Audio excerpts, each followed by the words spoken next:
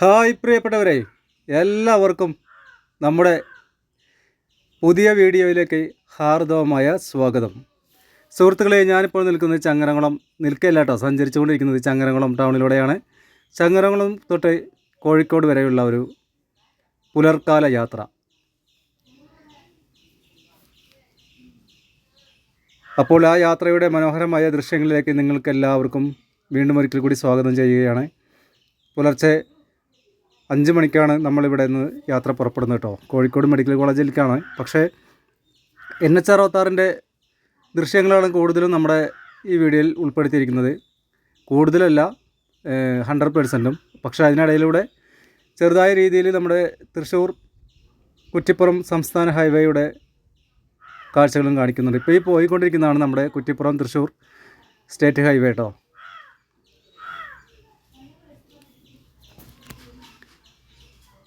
വാഹനങ്ങളിങ്ങനെ പോയിക്കൊണ്ടിരിക്കുന്നതാണ് കേട്ടോ. അത്ര അധികം തിരക്കൊന്നുമില്ല, എങ്കിൽ കൂടി നല്ല ഒരു വൈബിലാണ്. നല്ല എന്താ പറയുക, അല്ലെങ്കിലും പുലർക്കാലത്തുള്ള യാത്രകളെല്ലാം അതിമനോഹരവും നമ്മുടെ മനസ്സിന് കുളിർമയേകുന്നതായിരിക്കും. ഇതാണ് എടപ്പാൾ മേൽപ്പാലം കേട്ടോ.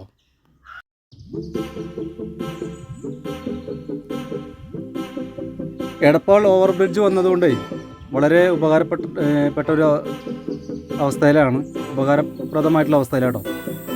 പൊന്നാനി റോഡും പട്ടാമ്പി റോഡൊക്കെ സംഗമിക്കുന്ന ഒരു പ്രധാന ജംഗ്ഷനാണ് എടപ്പാൾ കേട്ടോ.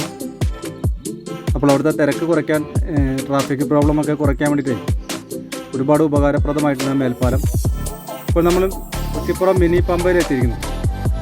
ഇവിടെ നിന്ന് നമ്മൾ NH66 കയറാം കേട്ടോ. NH66 കയറാണ്.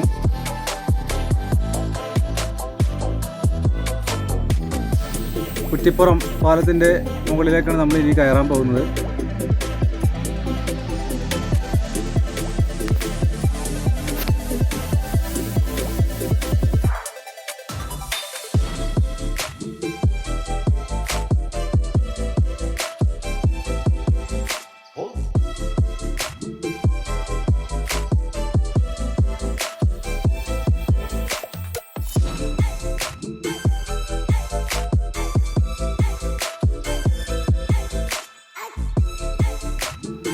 പ്രിയപ്പെട്ട സുഹൃത്തുക്കളെ, അപ്പോൾ നമ്മൾ ഇതിന് ഇടതുവശത്തായിട്ട് പുതിയ പാലം വർക്ക് നടന്നുകൊണ്ടിരിക്കുകയാണ്. നമ്മൾ ഇരുട്ടത്ത് നമുക്കതിൻ്റെ ദൃശ്യങ്ങൾ പകർത്താൻ കഴിയില്ല, അതുകൊണ്ട് എല്ലാവരോടും ഖേദം പ്രകടിപ്പിക്കുക കേട്ടോ. ഇതിന് സമാന്തരമായിട്ട് NH66 വർക്ക് നടന്നുകൊണ്ടിരിക്കുന്നുണ്ട്, പുരോഗമിക്കുകയാണ്. അടിപൊളി വർക്കാണ്. ഭാവിയിൽ നമ്മുടെ കേരളത്തിൻ്റെ എല്ലാ GDP വളർച്ചയ്ക്കും എല്ലാം ഉപകാരപ്രദമാവുന്ന രീതിയിൽ ചരക്ക് നീക്കങ്ങൾ വളരെ എളുപ്പത്തിൽ നടത്താവുന്ന രീതിയിൽ തന്നെയാണ് നമ്മുടെ NH66 വർക്ക് നടന്നുകൊണ്ടിരിക്കുന്നത്. അപ്പോൾ അതിൻ്റെ ചില ഭാഗങ്ങൾ, വർക്ക് നടന്നിട്ടുള്ള ഭാഗങ്ങളിലൂടെ റോഡ് തുറന്നു കൊടുത്തിട്ടുണ്ട്, അങ്ങോട്ടുള്ള പ്രവേശനങ്ങളൊക്കെ അനുവദിച്ചിട്ടുണ്ട്. അതുകൊണ്ട് അതിൻ്റെ വീഡിയോകൾ, കാഴ്ചകൾ നമുക്ക് കാണിച്ചു തരാം. ഓക്കെ.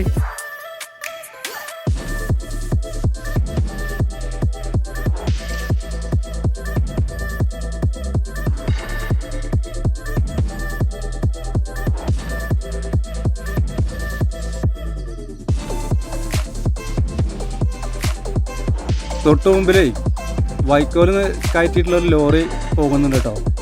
വടക്ക് ദിശയിലേക്ക് എങ്ങോട്ടാണ്. അതിൻ്റെ ആ ഒരു ഭീമാകാരമായ വലിപ്പം കണ്ടിട്ട് പേടിയാവുന്നുണ്ട്. വേറെ ഒന്നുമല്ല, നമ്മളെ പിറകിലേക്ക് വന്ന് കുത്തുമെന്നുള്ള ഒരു പേടിയില്ല കേട്ടോ. ആ വൈക്കോലൊക്കെ അടക്കി വെച്ചിട്ട് അതിന് മേലെ ടാർപോളിനൊക്കെ വെച്ചിട്ടുണ്ടെങ്കിലും അതിൻ്റെ ഇടതുവശത്തേക്ക് ചെറിയൊരു ചെരിവ് പോലെ തോന്നുന്നുണ്ട്. അതാണ് ഞാൻ ഭയാനകം അല്ലെങ്കിൽ പേടിപ്പെടുത്തുന്നതെന്ന് പറഞ്ഞത്. ആ വാഹനത്തിന് ആക്സിഡൻ്റൊന്നും സംഭവിക്കാതിരിക്കട്ടെ. എന്തായാലും കുറേ ദൂരം ഞങ്ങളുടെ മുന്നിലൂടെ ആ വാഹനം ഇങ്ങനെ പോയിക്കൊണ്ടിരിക്കുകയാണ്. അതുവരെ കുഴപ്പമൊന്നുമില്ല, സുരക്ഷിതമായിട്ട് അതവിടെ ലക്ഷ്യസ്ഥാനത്ത് എത്തിയിട്ടുണ്ടാകും എന്ന് തന്നെ വിശ്വസിക്കാമല്ലേ. വാഹനങ്ങളുടെ തിരക്കൊക്കെ കൂടി വരിക കേട്ടോ, നേരം വെളുക്കും തോറും.